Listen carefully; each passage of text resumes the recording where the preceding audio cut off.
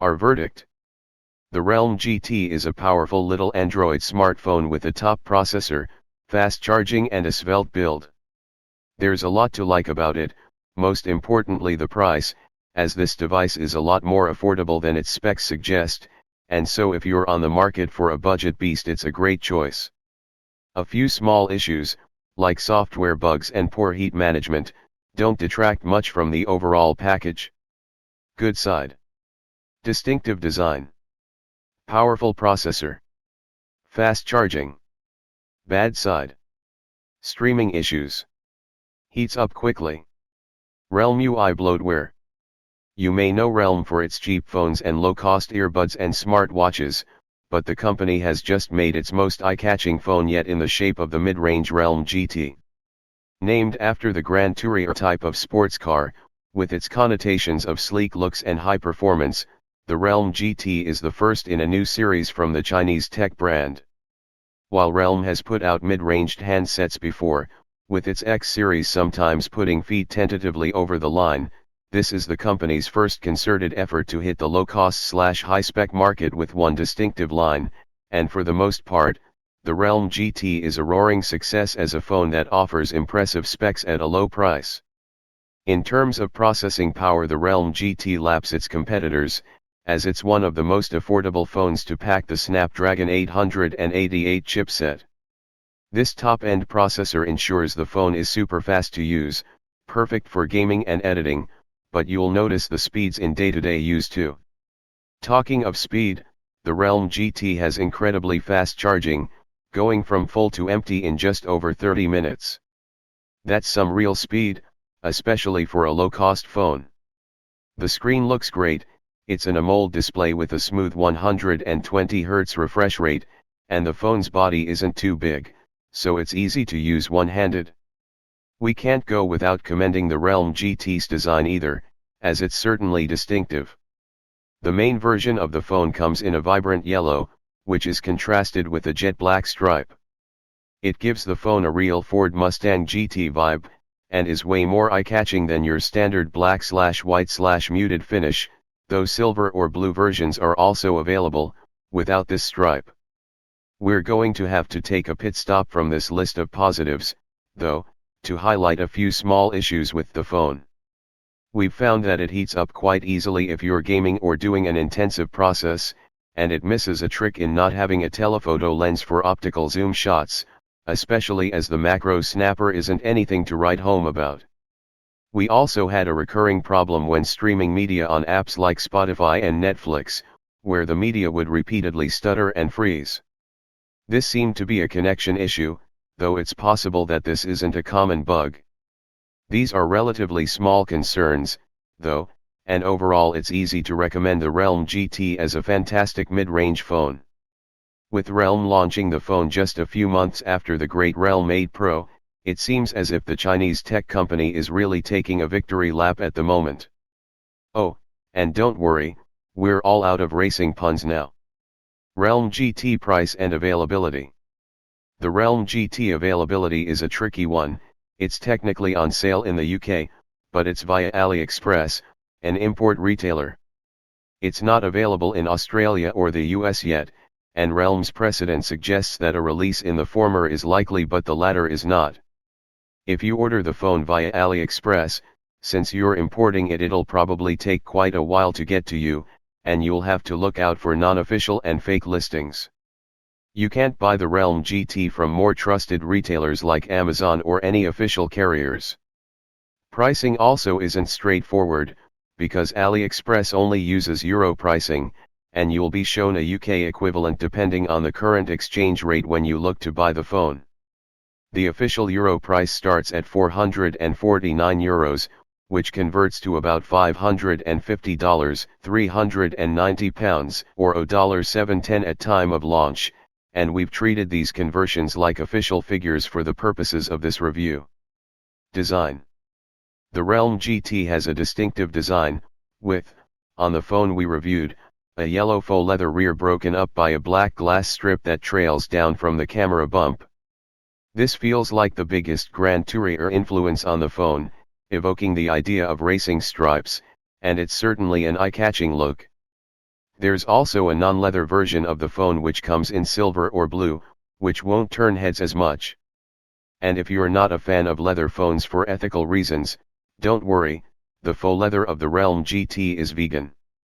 Beyond its appearance, the Realm GT is a little more by the books in terms of smartphone design, but there are still some things to like. It's a little on the small side compared to the myriad supersize Android phones that line store shelves nowadays, with dimensions of 158.5 x 73.3 x 8.4 mm and a weight of 186 g. It's not tiny, but it's below average. We found the Realm GT fairly comfortable to use due to the size, with all the side buttons, and much of the screen, easy to reach. On the back, the camera bump barely rises above the rest of the rear, adding to the phone's sleek appeal. The right edge of the phone houses the power button, with the volume rocker on the opposite edge. The phone also has a 3.5 mm headphone jack, which wired headphone fans will be glad to see, and a USB-C port. Display.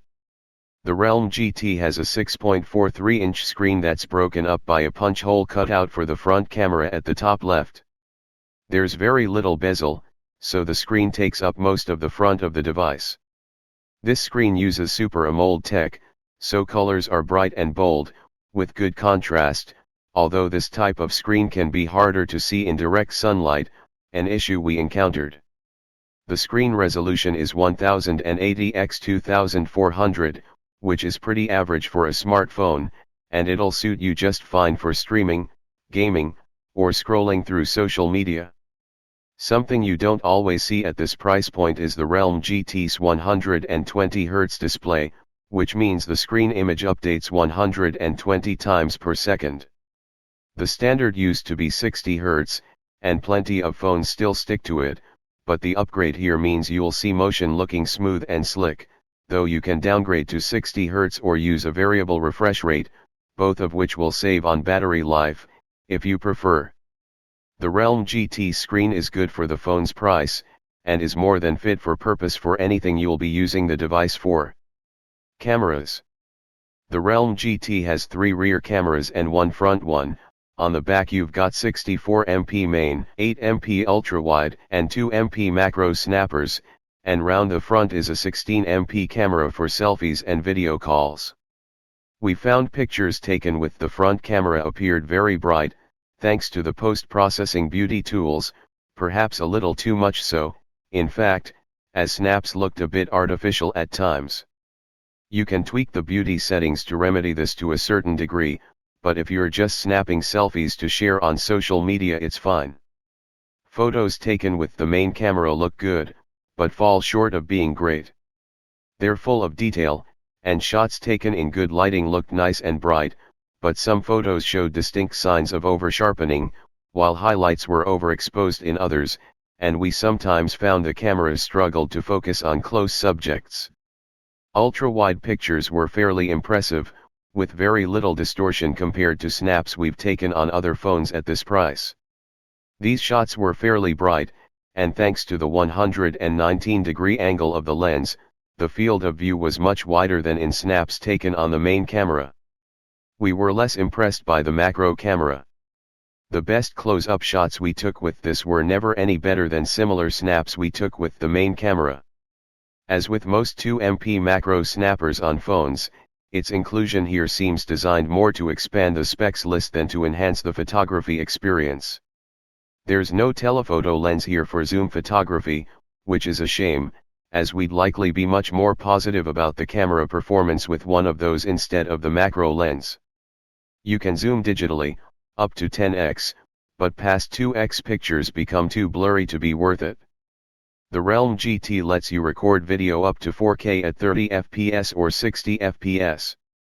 There's also a mode that uses AI to recognize colors, so you can film in monochrome but with one color still present, think the girl in the red coat in Schindler's List, which was fun to play around with, and which could make for some interesting videos for the gram. Specs and performance. You won't find many phones at the Realm GT's price that are as powerful. The phone boasts the top-end Snapdragon 888 chipset, which is the most powerful processor available to Android phones as of its release. This is paired with 8GB or 12GB of RAM. Our review handset had 8GB, and 128GB of storage. Thanks to this top-end chipset, the Realm GT blasts through games with ease. We barely saw any stuttering or lag when playing top titles, and apps loaded swiftly. This is one of the best low-cost phones out there for gaming.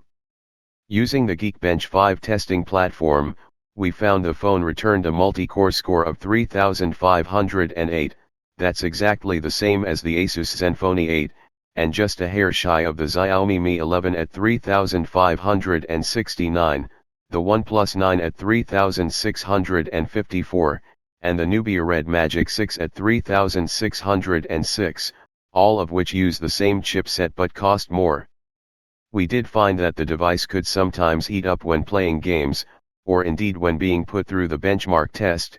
It was never enough to have a detrimental effect on performance, but enough to be wary of.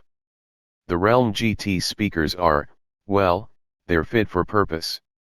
They'll do for listening to a podcast in the shower, or if you need to put a call on loudspeaker, but using them for music or streaming isn't recommended. They're a little tinny. Software. Like all Realm phones, the GT runs Realm UI, a fork of standard Android, which is basically a reskinned version of Android 11 that's very similar to Oppo's Color OS. Like Color OS, Realm UI comes with loads of personalizations.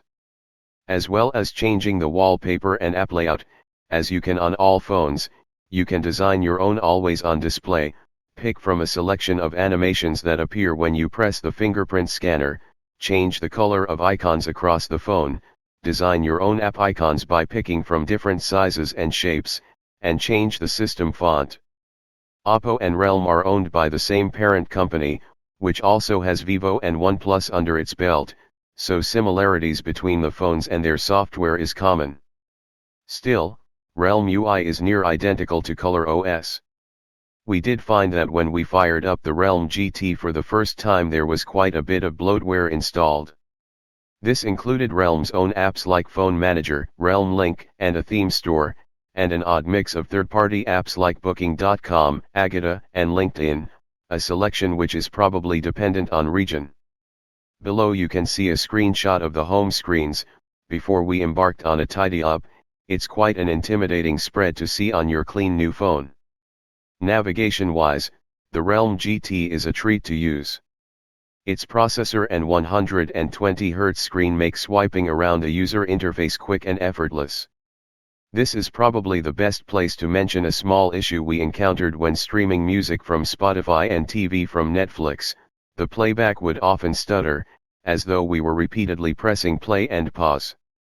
This wasn't tied to problems with headphones or poor data connection, and we experienced the problem regularly, enough to highlight in this review. It's possible that this bug isn't widespread, so if you buy this phone it might not affect you, but we wouldn't be doing our job if we failed to mention it. Battery life. The Realm GT packs a 4,500 mAh battery, which is about average for a phone at this price, and that's the exact word we'd use to describe the device's battery life, average. We found the Realm GT handily lasted a full day between charges, whether we were only checking social media now and then, or streaming Netflix, playing a quick game of Call of Duty, mobile and listening to music throughout the day. With heavier use we sometimes saw the battery life drop to single-digit percentages by nighttime, but we never needed to power up the phone during the day. A second full day of use was generally out of the question though. A full day of battery life is about average for a smartphone, but what's not so average is the handset's charging speed. At 65 W, the Realm GT laps its competitors in this department. At this speed the phone goes from empty to full in just over half an hour, so you don't need to worry about remembering to plug the device in overnight, as you can easily keep it topped with just a few minutes every morning. Should I buy the Realm GT? Buy it if you want a powerful smartphone. With the Snapdragon 888 chipset and 8GB or 12GB RAM on board, this is a super powerful phone, especially compared to similarly priced rivals. You don't want to worry about battery life. Able to go from empty to full in half an hour or less, the Realm GT is perfect if your daily routine doesn't include much time for powering up the device. You like how it looks? The Realm GT design is certainly eye-catching, and if you like how it looks, you're certainly not alone. Is that enough to make you want to buy the phone? We wouldn't blame you. Don't buy it if you like a big smartphone. Some people like their smartphones to be chunky phablets, with bigger screens that let you see more when streaming movies or playing games, and which are better for productivity. This is a phone that's easy to use one-handed, but you're losing out on screen space. You want a clean UI. We found the Realm UI was packing a lot of bloatware when we booted it up, so if you're not keen on having to delete loads of third-party and first-party apps, you might want to look elsewhere. You're a fan of zoom photography. The Realm GT lacks a telephoto camera, instead offering ultra-wide and macro shooters, so if you like taking zoomed shots you'll have to rely on digital zoom, and the results aren't impressive.